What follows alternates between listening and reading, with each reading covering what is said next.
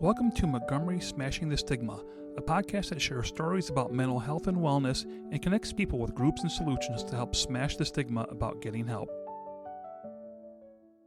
Thank you for joining us. I'm Amy Frederick. Joining me are Matthew Vanderhorst, Community Information Services Director, and Connie Gaylor, Executive Assistant. Both are on the city's mental health team. Matthew and Connie, why don't you give us some background on the city's mental health initiative? The City of Montgomery began researching mental health issues as a result of a community health assessment conducted in 2019. The assessment identified mental health issues as a top concern. This was compounded by the effects of the pandemic. As a result, administration and city council created a mental health initiative that provides educational presentations and resources to the community. To add on to what Matthew said, while most local governments aren't in this arena, we readily recognize that we aren't clinicians, but we can be the conduit to provide resources as a service to the community. That is so true, and to bring awareness to ending the stigma surrounding mental health, which is a great segue to today's guest. We want to thank everyone who attended our powerful 4-panel discussion on suicide, signs, symptoms, and treatment on August 29th. The discussion was so impactful that we wanted to invite our panelists back to expand on our conversation. If you missed the presentation, you can watch it on the City of Montgomery's YouTube channel. We will put the link in the show notes. Today we welcome Nancy Eigel-Miller, who lost her husband Jim to suicide in 2008. Nancy is the founder of 1 in 5. The organization's mission is to prevent suicide by erasing the stigma of mental illness and promoting optimal mental wellness. Nancy, please tell our listeners about your journey.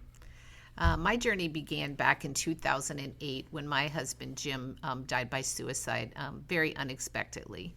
And I spent about 2 years just educating myself about what was going on in this space, what I had missed, and what was really important to me at that point is that youth is really where mental illness is starting.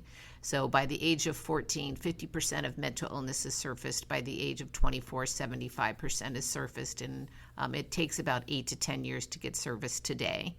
So we started looking at how do we support in schools. We didn't start really doing that work until about 2015. And today we work with about 220 schools, and we work with about 85 community organizations, and we're starting to do the work corporately as well.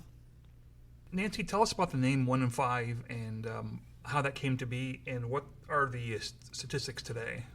So the 1 in 5, at the point that we created the organization, 1 in 5 people are impacted by mental illness. And that's how we came up with our name. But today the reality is that in the youth population, it's about 1 in 3. In the adult population, it's about 1 in 4 today. So what was the time frame between Jim's loss and when you started getting going? So he died in 2008, and I really, there was actually a psychiatrist that her husband golfed with my dad, and I didn't know her at all, and she's like, can I talk to your daughter? Like, can I talk to her? And so we would go out to coffee, and she's like, tell me about Jim. Tell me about his personality. Tell me things you noticed. And so she really educated me. Like, she's like, he probably knew from a very early age that he had a mental illness, like 5. And that he created that persona, like a Robin Williams person. Yes. Like, you put on the mask, you're really goofy, you're really silly, you entertain everybody. And she's like, but things happen in life. Like, you can't keep doing that. At some point, there's some break that happens. And for him, he was a major runner, and he had knee surgery on both of his knees, and he couldn't run the distance anymore. And the one thing he said to me was, my spirit doesn't soar anymore. Like, I don't get that feeling anymore. But, so for like 2 years, I really educated myself. And that there was a bunch of his friends created a walk in Marymount. Like, he died in July, and they did it in October. And it was called the Jim Miller Memorial Mile. So the first year, there was like 800 people. The second year, there was like 400 people. And my kids are like, this will go away, and we will have done nothing. Mm-hmm. And I was like, okay. So I went to all those guys. There was like 12 of his friends that did it. And I said, can we turn this into a 5K, and can we raise money? And they were like, sure. So I started looking at programs that existed, and Children's had a program that was called Surviving the Teens. And so from 2010, 2015, 100% of our money went to them to do that education. And then in 2014, there was a student down at UC Brogan Dolly who was missing for 8 days. He had died by suicide, and there were thousands of people out looking for him. And so when they found him, I sent an email to Santa Ona, who was the president, and he called me almost instantly and said, come to my office. And he's like, you need to do more. Like, I'm going to tell, he's like, my story is that I've attempted suicide twice. I've never talked about it. And so he connected me with all the university presidents to begin with. And so that's where we started doing that. And then we had an event in 2016 that was called 1 in 5. That was the first time we used that name. And he told his story, and he also was really good with media. And so by like 10:30 that night, it was everywhere. People came out of the woodwork to say, how do I help you? And so I was still working full-time at Gardner Business Media at that point, and so I quit my job almost immediately and started doing this full-time. How many local school districts are you working in? So we work with about 220 schools in the area, but that is in about 11 counties. So if you're in the greater Cincinnati area, it's probably about 180, something like that. Wow. And you also mentioned during our panel presentation about the colleges that you also work in. And how many of those are you working in right now? We work with about 6 universities, all the really major universities in Cincinnati. What would you tell somebody? I have a teenage daughter, and if I thought my daughter was in trouble, what would you tell a parent to do? The biggest thing that we really tell people to do is listen. So not be afraid to ask questions, to say, I notice a change in you, you seem unhappy, you seem disconnected from your friends, your grades are starting to drop. What's going on? I'm worried. I'm here for you. I care about you. I love you. You can say anything to me. And then really to listen. What are they telling you? And they'll tell you. A lot of parents are like, they won't tell me. Yes, they will. Because they want somebody to recognize that something is going on with them. And then once they do, work with them to get them help. So it's sort of your responsibility, and you're going to walk that journey with them to, well, how do I get them into counseling? Are there counselors at school that we can work with? Are there people out in the community that I know that we can work with? And then just really be present all the time. Don't try to solve the problem. You're not the professional. You're not trained to do this, but you can listen, and then you can get them to the help that they need. I'm curious, when you talk about your husband, Jim, do you feel like there were signs that maybe you absolutely. missed? And Absolutely. what was that like? So for me, I was very uneducated. He was a very loud, goofy person, and so it was like a mask that he would put on all the time. The things that we noticed is that he would get up and he would leave like we were together as a family. He had a bunch of friends. He worked at Xavier. They would go out to lunch every day. He wasn't doing that anymore. His sleep was very disrupted that last month. He lost like 20 pounds. And I was like, how'd you lose 20 pounds? And he's just like, whatever. I just stop eating so much. But those are things that are signs that you should be paying attention to. So you and Jim have 2 daughters? Yes, we do. Do you think 1 in 5 was a way of healing and coping with Jim's loss? Absolutely. I mean, for me, it was how do I recognize the signs? How do I help other people recognize the signs that are out there? How do we get education so that people are you normalize the conversation. People aren't afraid to have the conversation. And it definitely, I mean, I say that I worked for a long time out in the corporate space, and I went to my job, and I was really good at my job. And when I would go home at night, I felt good, but now I feel great. Like, I know that we're helping people every single day.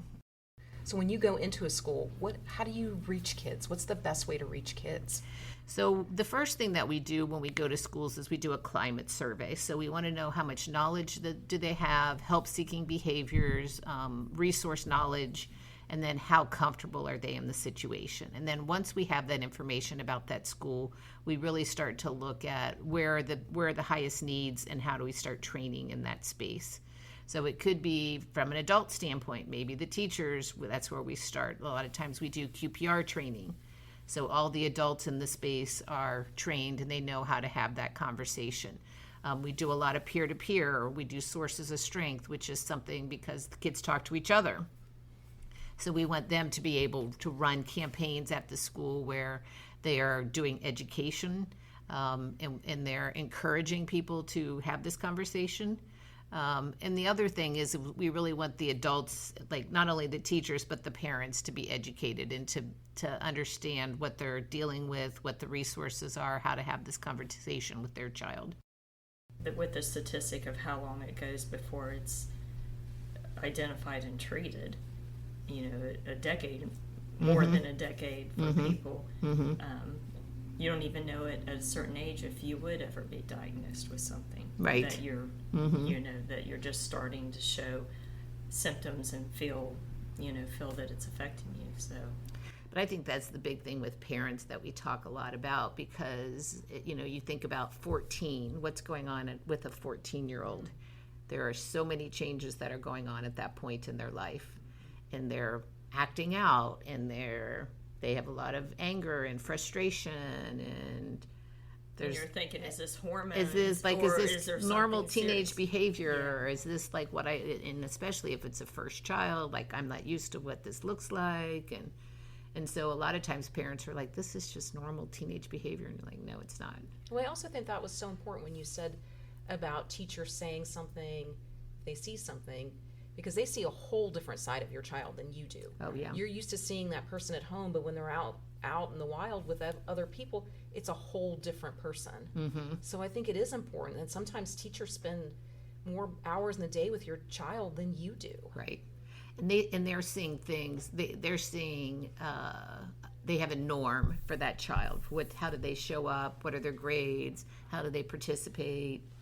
Those kinds of things. And when it starts to change, and like suddenly the child is sleeping in your class, or they're not turning their homework in, or they're not doing well on quizzes, and normally they got straight A's, it's like somebody needs to say something. I mean, the biggest thing that we talk about all the time is to educate yourself, to be informed, and to ask questions, to not be afraid is the biggest thing. Because a lot of times we'll even go into schools and we'll do trainings with teachers, and they're like, I can't ask that question. And you're like, yes, you can. Like, you're here, you know this child, you have a relationship with this child. It's your job. Like, you see something, say something. Do you think that's just the fear that if they ask a question, they're going to put the thought in the child's mind that they think isn't there?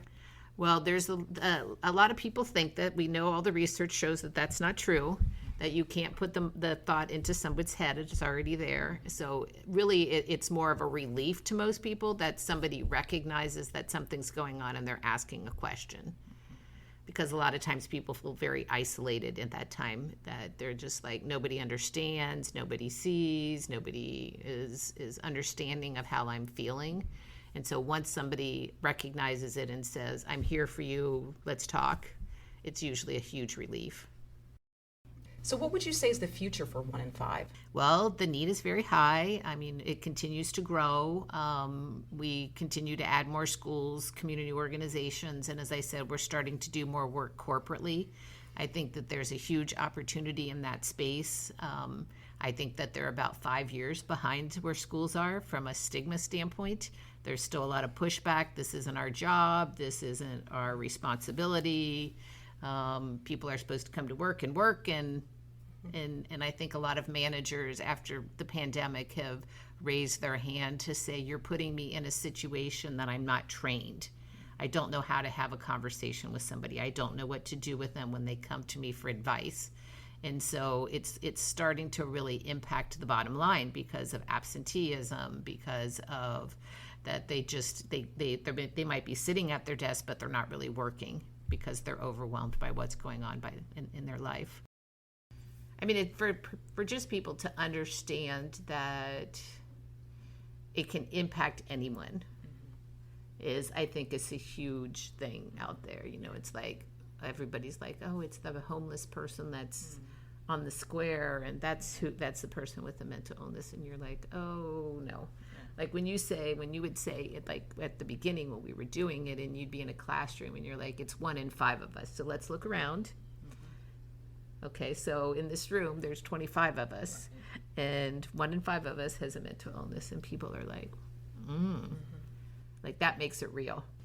And we had you come, and you've partnered with us several times on different things for community presentations, but also staff training. And so we did QPR training here at the city, and we also did the wellness wheel conversation, and all of that was so beneficial to us. But we were able to reach out and then from just the first presentation learn things we needed to do here at the city for our staff. What is the best way for people to reach out to you or to the organization so that they can get more information and maybe about the training or presentations? So we have a very robust website. It's the number 1, the letter N, the number 5.org. Everybody's contact information is out there. So our phone numbers and our email addresses are out there. So the best thing is to either give us a call or to send somebody an email. You guys have done an amazing job as a city. I think that you're the shining star, that everybody needs to look to see what it could look like, what the model could look like. But I think as doing it as a city impacts everybody that lives here. And, it's normalizing the conversation, which is the most important thing, that people aren't afraid to have the conversation and to ask questions and to get help. Nancy, thank you for joining us on our podcast and sharing your journey with our listeners. Again, if you missed the 4-panel presentation on suicide, you can watch it on the City of Montgomery's YouTube channel. We will put on the link in the show notes. Thank you for listening. If you or a loved one are in a crisis and need immediate help, call or text the Suicide and Crisis Lifeline at 988.